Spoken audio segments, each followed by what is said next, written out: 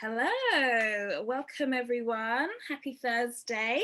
My name is Dominique and I am sitting here with Iris van de Veken, I hope I'm saying that correctly, from the Responsible Jewellery Council.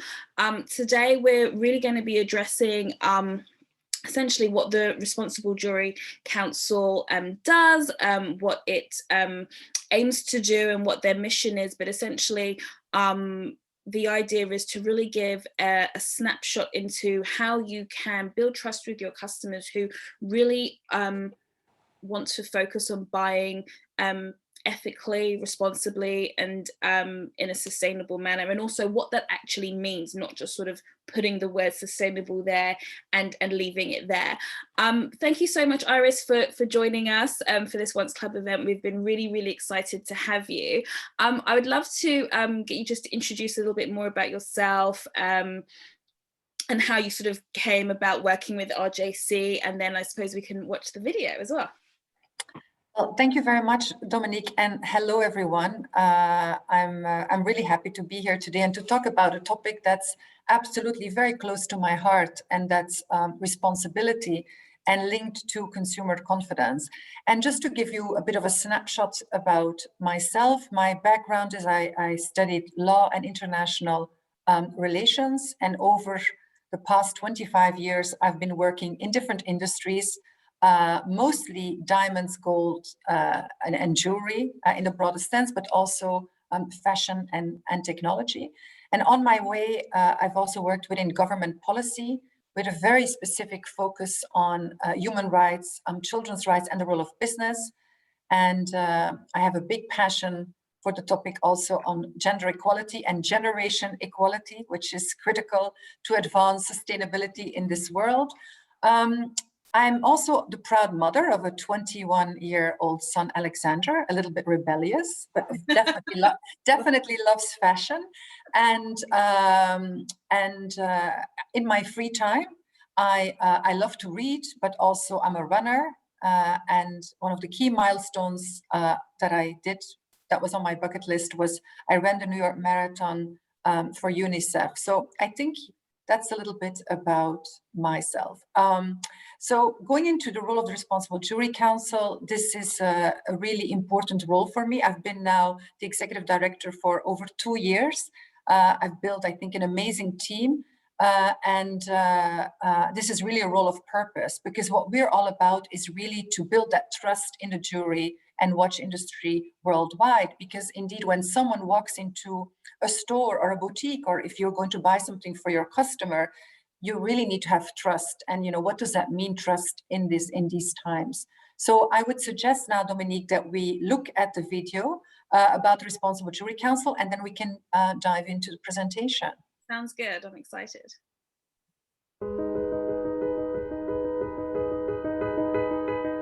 Jewellery has always played a special role in people's lives, carrying personal and emotional significance. The story behind the jewellery is often as precious to us as the jewellery itself. People want to know where their jewellery comes from, how it is made, and who has had a hand in crafting it.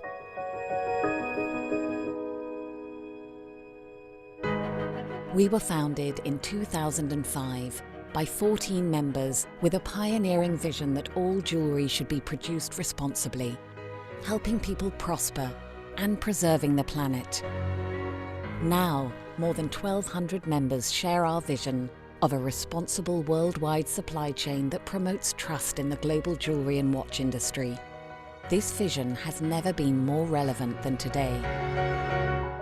Our members are companies from all over the world, big and small, working together to make sure that every link of jewellery and watch supply chains is responsible, continuously improving their management systems and adhering to the RJC Code of Practices. We have set the global standard for the responsible jewellery and watch industry, the only one to cover the full chain from mine to consumer. Our further alignment with the OECD due diligence and the UN guiding principles is a step forward in the long-term sustainability journey ahead. More companies becoming members means creating an even greater positive impact on the jewellery and watch industry. We are transforming the way we work with members to serve them better, and we will make our voice heard in the conversations that matter most, catalysing industry-wide progress. We care about people, peace, prosperity, and the planet, and are committed to the 17 Sustainable Development Goals. We stand up for integrity through our supply chains, in our work, and of our membership. Join us. Together, we are helping transform the world of jewellery for good and underpinning trust in the global jewellery and watch industry so our planet and communities flourish. And people continue to hold jewellery close to their hearts for centuries to come.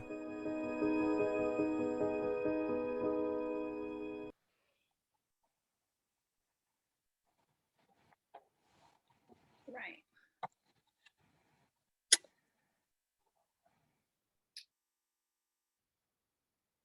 Thank you, Dominique. So, going back to the Responsible Jewelry Council, you just saw this video. I always like to go back to this mission because when we were founded in 2005, it was quite a pioneering vision to set up an organization to protect the integrity of the industry. And some of the founding members are brands that you will probably know, like Tiffany and Cartier. You had also the Beers Group. You had Rosy Blue. So different players came around the table from mining to retail and to say, we need to build a standard for the industry. And that took time because it took, consultations, it took talking to governments, it was talking to NGOs, how can we build a standard that's very robust, that can really help companies to integrate sustainability at the heart of their company. Next, please. So when you look at the RJC, founded in 2005, today we have over 1,400 members. And over that time, we've really developed, what we call the code of practices. And what does that mean? A company becomes member of the RJC and is committed to implement the code of practices, but also gets its organization independently audited by that code. Because yes, you can say, yes, I'm implementing the code, but at the same time, you're getting an external auditor who is going to come on site and check your management systems. And that's in different areas. That can be in labor practices, in health and safety, in product integrity and disclosure, in environmental policy. So it really gives a holistic view on responsibility. Next, please. The auditors are there to really ensure, do they only look at one particular type of area, or will they look at the sort of the whole, if you will, like the whole wheel of that operation for that particular member?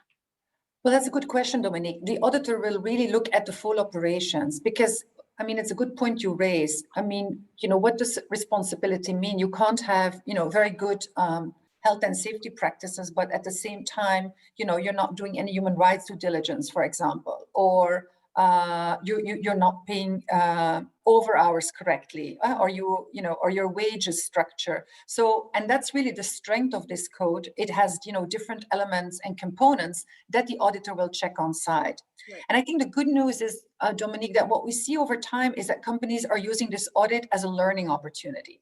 Right. Because I always say, if you have a perfect audit, I don't believe in that because, the world is imperfect, but what can you learn from that audit? And then how can you advance your management systems to learn and, and complete corrective actions? If the auditor says, there are certain breaches, well, then you prepare an action plan with your organization to do better.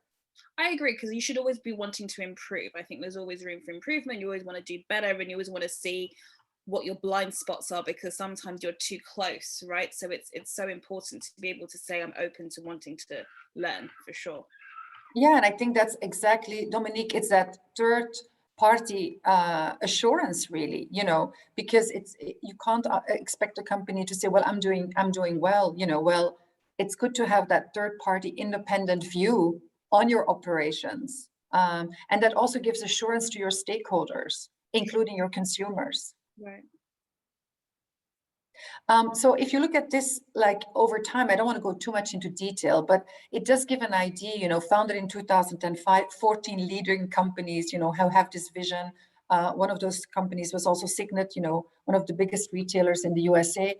Cartier, Tiffany, De Beers, Rosy Blue. So all these companies come together, set the organization, and then over time we had different milestones.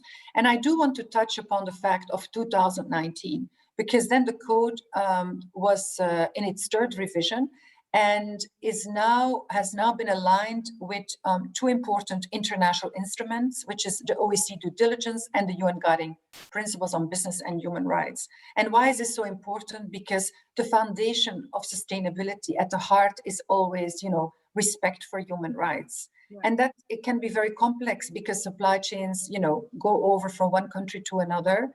So it's important that an organization understands their supply chain and really looks at, how are my processes in the supply chain, and how can I bring in, moments of what I call check-in and control, understanding with who you're engaging, what the risks are, but more important, how can you positively engage with your community around you to see that you bring along the whole supply chain to be more responsible. And that takes time. Yeah. And that indeed, as you earlier said, Dominique, that's a process of continuous improvement. Mm-hmm. So yes, we have 1,400 members. We're very proud. It's really it's a community of members. 60% are small enterprises. There are over 71 countries. I put here some of our members, but we're very well connected and represented all over the world. I think it's really important as well from because so many of our members are personal shoppers and stylists, and they do have the question of sustainability is becoming more and more prevalent, but they obviously still have, certain brand favorites. I think, it's great to be able to assure your client that, some of their most, favorite brands like Hermes or Bulgari are actually part of this, a part of the RJC, and take, being responsible very seriously in that sense. I think you always talk about trust and the video as well. And I think that's actually something that personal shoppers are always looking for as well. We have to build trust with our clients, and also we have to ensure that the information that we give them and the knowledge that we're also passing on is based in that trust and that knowledge that they can say, yes, this brand is really at the forefront of what they're trying to do in terms of being responsible. Yes, and we're very, I think we're very privileged because we have most of the leading brands of the world. If you think about Chanel, Pomellato, you saw it, Piaget, Cartier, Tiffany, Bulgari, and you name it. We have a whole rank of all the biggest brands, and that's good because I think brands are aspirational, yeah. And they also have a unique opportunity to help support responsibility into the supply chain and let others join in that movement, to bring responsibility to the table. So yes, we feel very honored and privileged that they have joined this community and that they're really driving the agenda forward. Yeah. So to continue, I don't want to go into too much of the technical details, but I think it's important, when someone asks you, indeed, so what do these houses or maisons do, that you can really say, well, they're RJC certified. And what does that mean? Well, you have a top commitment at the top of the organization that really drives this, responsibility and sustainability into the core of their business strategy. And then how? Because they have strong management systems into place on labor practices, on environment, on due diligence, on product integrity and disclosure, which has become a very big item, on environmental policies. And you can always say, well, if you want to know more information, you can go to the RJC website and look at their certification. So, because it also shows when a company joins, it's really top, it starts at the top. It's strong values at the top of a company that really want to advance sustainability. And it's that vision that we need to cascade throughout the supply chain. And then I think what is really important is, we are in very special times. In 2015, the whole world agreed on a sustainability agenda, which was good news. There were always, discussions about what does sustainability mean, etc. And you had the Millennial Development Goals. But in 2015, there was a huge milestone when 193 countries agreed there is this plan of the world, and I call it, the plan of humanity. And this is the plan on peace, on planet, on prosperity, on partnerships. And 17 goals were developed and agreed upon and asked, we need to succeed in delivering these goals. And we have till 2030. So this is really called the 17 SDGs, so 17 Sustainable Development Goals, or the 2030 Agenda.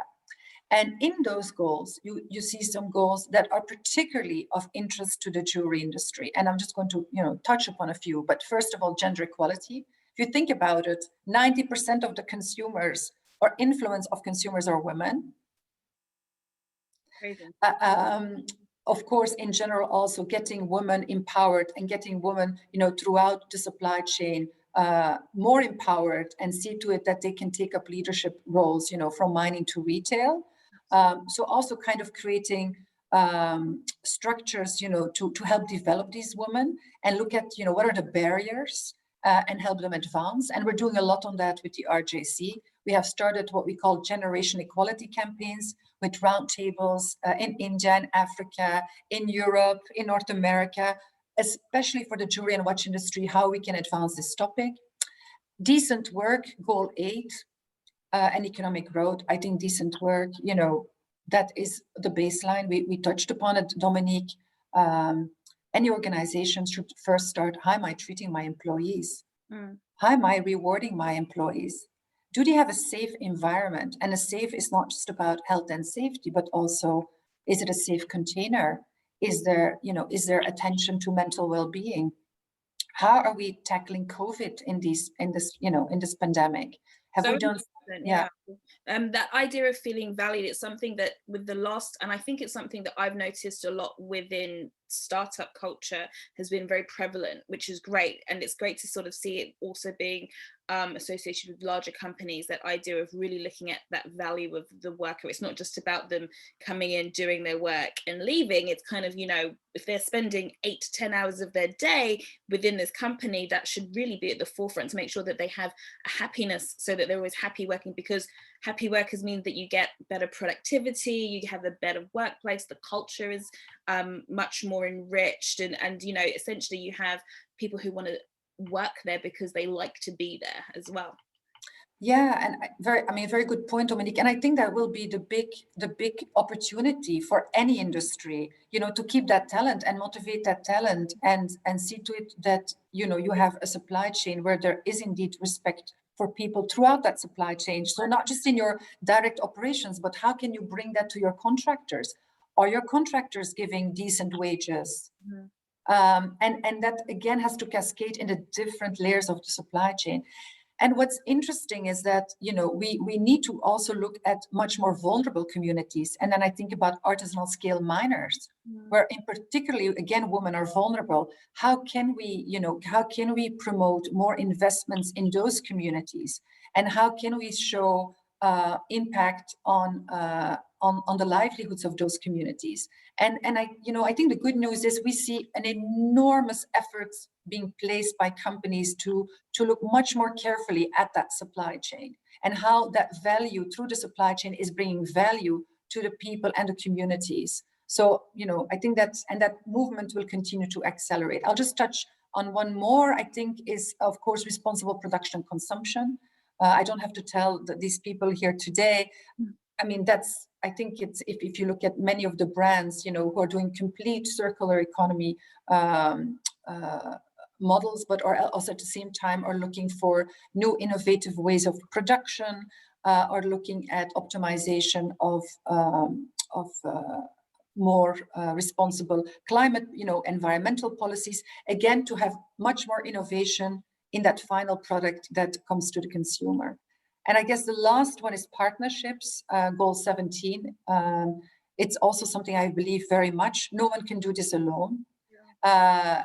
When you have a piece of jewelry, think about, the components of a piece of jewelry. Think about an earring. Think about, the little pin behind it, the diamond, the silver or the gold being used. So it means it's a collective responsibility. And again, I think the good news is that we see, many more people and organizations working together to really look at that collective responsibility, because at the heart is that consumer, and we know that consumer deeply cares. And definitely the millennial and the Gen Z generation, you know, they want to understand where a product comes from, but also they want to understand the story, the authentic story behind the product. Absolutely. I think our accountability is so key here as well. It's not just a case of, you know, just saying it or doing the marketing or kind of doing the surface level, I think. And this is what I think the SDG here represents, is that there's a real sense of tangibility of saying we're not just going to acknowledge what we think needs to be done, we're actually going to put certain steps that we know that this is how we're going to achieve this agenda. This is this you know, it's the specificity of it, of actually saying this is what we need to do, this is what we need to work towards. It's great to kind of see that being used essentially in a real way. Thank you. Next, please. So, you know, coming back then to the code, you know, I don't want to go into too much technical detail, but then our companies that do commit to the code and implement the code, they are able, through the implementation of this code of practices, contribute to these goals. And what we're doing now as a next step is helping the companies to report on those goals, so that you're able to tell as a company every year how you're progressing by reliable and credible data and metrics. Right.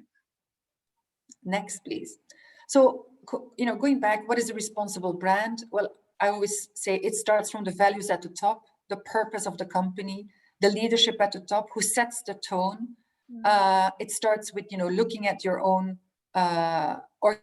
organization and your employees, then going a step further in your supply chain and understanding, you know, the risks and mitigating the risks, but mostly looking at the opportunity, how you can implement human rights due diligence, you know, product integrity and disclosure, super critical. You know, when a consumer buys something, they need to be assured that the product that they're buying and the statement of that product is correct. That's all, you know, that's the big element of trust. And there's so much emotion when you buy a piece of jewelry for yourself, or you receive it, or you give it to a loved one, that trust, you know, that's essential. And I think, Dominique, I really like what you said about accountability. It's a huge responsibility and accountability of an industry to see that trust is not breached towards that consumer. Then looking at really building a culture of responsibility, and that takes time. That in every business decision you think about, you know, how am I bringing my products to the market? What can I do to improve my supply chain, as a step-by-step process of continuous improvement. And I think going further, of course, building a very diverse and inclusive culture. I think, you know, diversity overrules. I think if you have a diverse team, and it is also proven, you know, you will outperform. And I think that's also an important responsibility, again, for all industries, to look at that carefully and see, you know, how can we do better? And we all have to do better. So again, a topic we're working close on within our Generation Equality campaign. It's very important, I think, to kind of just see this list and see, you know, this is what it really takes to be responsible. Because you even said it, you know, you can't just sort of ensure that your company with your employees is good if all your sort of suppliers have terrible practices and things like that. And I think it's so okay. I've seen that happen on so many occasions where you think that you're buying really responsibly, and then you realize that yes, the company itself is probably doing okay, but actually they're dealing with a lot of other companies that are not okay, or are not essentially using the same set of values, or kind of looking to be diverse or inclusive or what have you. And so it kind of it leaves a bit of a bad taste in your mouth. And I think the kind of fashion industry in itself, and also, you know, I think jewelry and watches industry is included, sometimes has, you know, generally there's a bit of a connotation that, you know, we can be the bad guys, if you will. And so it's so important to be able to say, you know, we really are advocating for these values. We really believe in this is what we want to do to be responsible, and you can sort of see it and see the chain there. Yeah, absolutely. And it takes time, Dominique, it takes time. It takes a lot of hard work and commitment, and it never stops. It's a journey, and it's a long-term journey, and a company needs to continue to have the focus. But I think what COVID also has taught us is that, you know, responsible brands are resilient brands. Yeah. Because And we also know that if you want to keep the talent, you better take care of your brand as a responsible brand, because this younger generation, wants to work for a responsible company. So I think all those dynamics of the consumer, an evolving regulatory framework, the changes of society where everyone is looking much more at purpose, that movement will continue to advance the whole concept of sustainability. And it will only, I'm very confident it will only accelerate. Yeah, definitely. Yeah. So, I just wanted to also share your customer care. I don't want to go too much into research. I mean, the presentation can be shared with participants, but, all of the data that we see and that we get to see goes into the same direction, that more and more companies need to show, and with show we mean, really report on their ESG, so environmental, social, and governance framework. So how are they doing business? What are they doing in the area of social, with labor rights, people, etc., but also everything on their environmental policies. And that will continue to drive the agenda, not only to access to finance in the markets, but again, also overall, it will drive the sustainability landscape. Next, please. I just give some examples here from Alrosa and the Beers, but I would invite you to look at our annual progress report, where you have lots of examples, from different companies around the world in different locations, what they're doing, and that can be in the area of environment. It can be in the area of driving women entrepreneurs to build their businesses. For example, with the Beers, Alrosa that we show here is all about preserving biological diversities, but I would just invite you to look at many of the examples and case studies we have from our members. Next, please. It's important to acknowledge, again, what I spoke about at the beginning. You need leaders at the top. You need CEOs that believe in that vision and also drive that vision. And I think we're very privileged to have, this community of 1,400 leaders who are bringing the sustainability agenda alive. They breathe it, they live it with their employees and with their supply chains. So again, when we talk about sustainability, top leadership support is critical. Absolutely, because it always goes, it's always top down, and it always has to filter through. And I've always found that great culture always comes from the top, and being able to kind of not just sort of talk about what your values are, but to really exhibit them, to show them, and then to kind of continue to reinforce that throughout the company. So it really then will trickle down to the overall culture of that company, and the responsibility, I guess. Yeah, absolutely, Dominique. Next, please. Next, please. So these are all the information where we can find you, and where we can, access more information about the RJC, but also about the brands that you speak with. So I think we have enough time for some questions. We've actually had some questions in already, but if there's anyone that wants to ask anything on top of, we can do that. Our first question is, do you think a small business can achieve the same RJC accreditations as a Cartier or a Tiffany? Yes, absolutely. I can imagine that, because I can't see the names of the participants, right? I was trying to see from who this question comes. No, they're anonymous. Okay. Yes, absolutely. It can. And we see that all the time, because 60% of our enterprises are small, and I think small is beautiful. So what we see is we do get a lot of questions on help desk and support, and we take that very seriously. So when a company becomes a member of the RJC, we have a team that really bring them along on the journey. So they will first of all do a gap analysis, a risk analysis, a self-assessment, where they are, and you will have gaps, because like I said, it's an imperfect world. You should have gaps, you always need to improve. And then we'll give a lot of training and education on policies, on implementation, on education on certain specific topics. So yes, it's absolutely doable.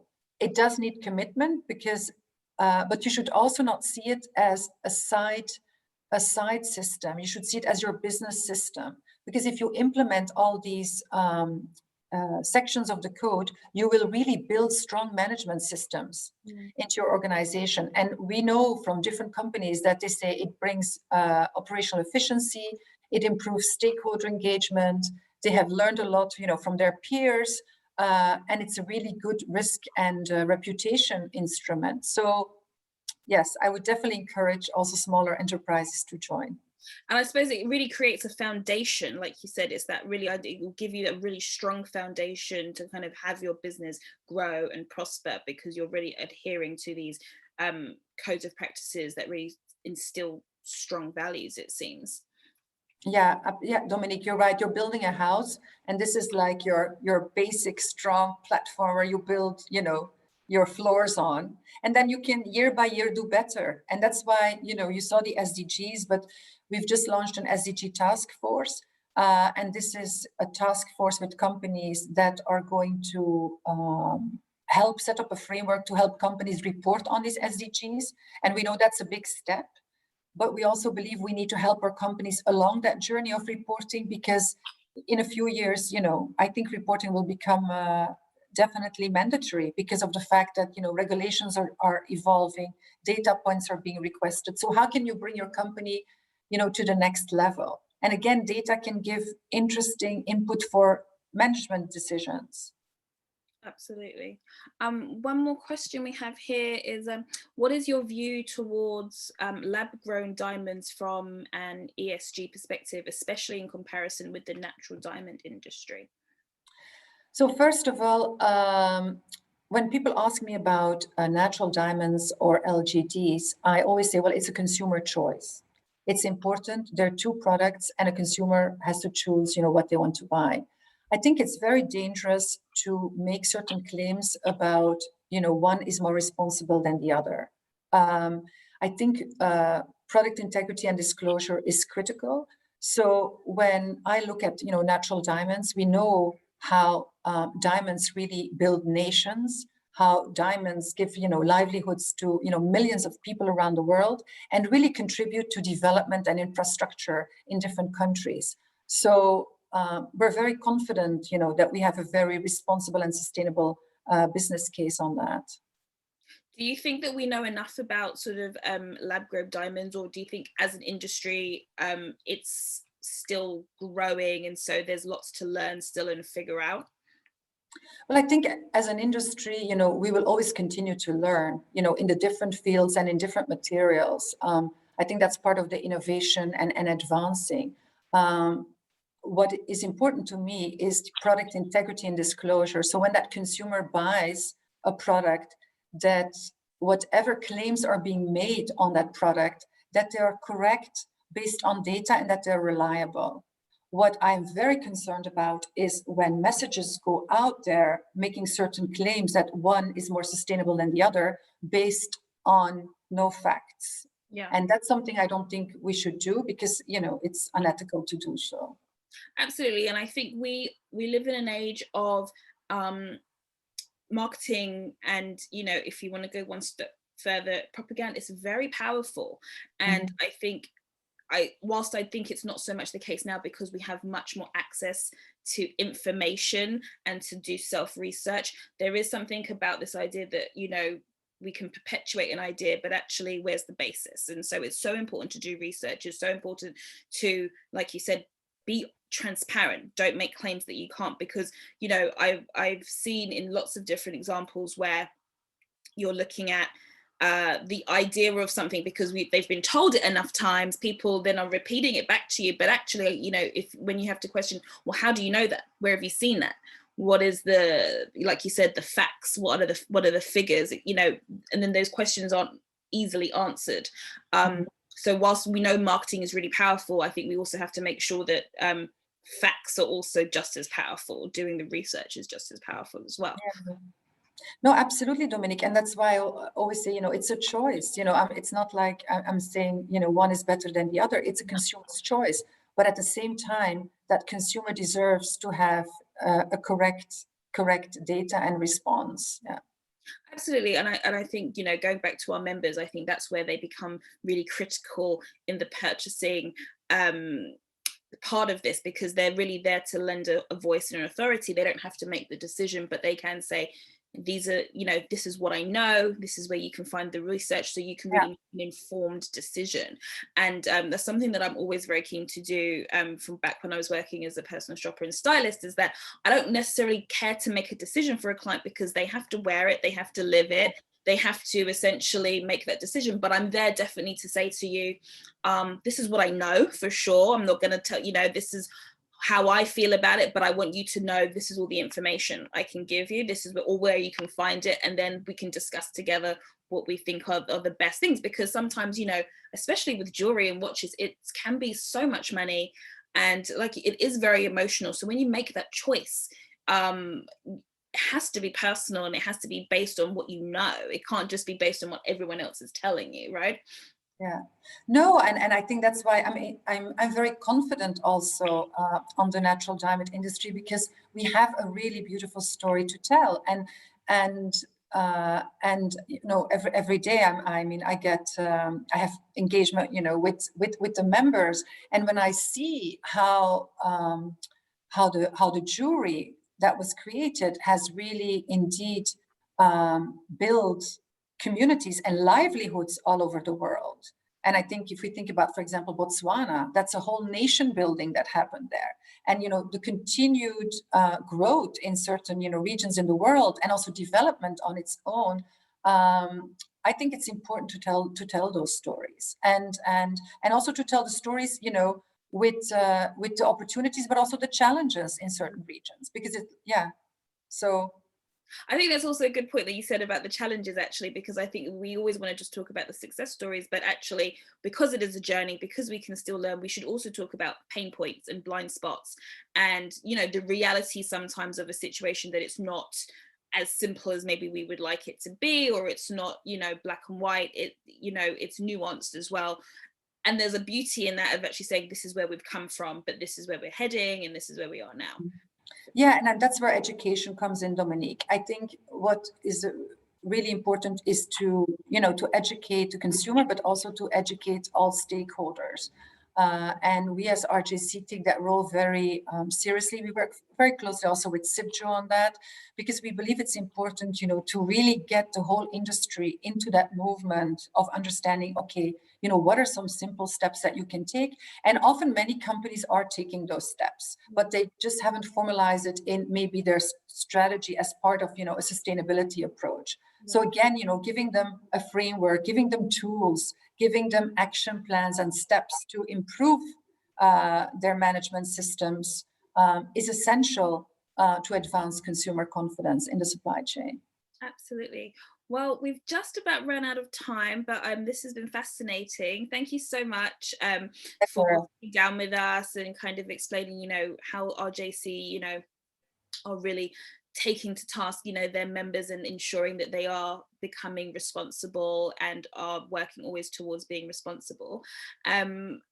I would encourage all our members and who's viewing to go directly to the RJC to really see in depth, the work that you do, the tools that you provide, because it's such important work. And I don't think enough spotlight has been, really shined on that, to really understand how this industry is really trying to be responsible, is taking itself accountable, and ensuring that the supply chain is correct and sustainable.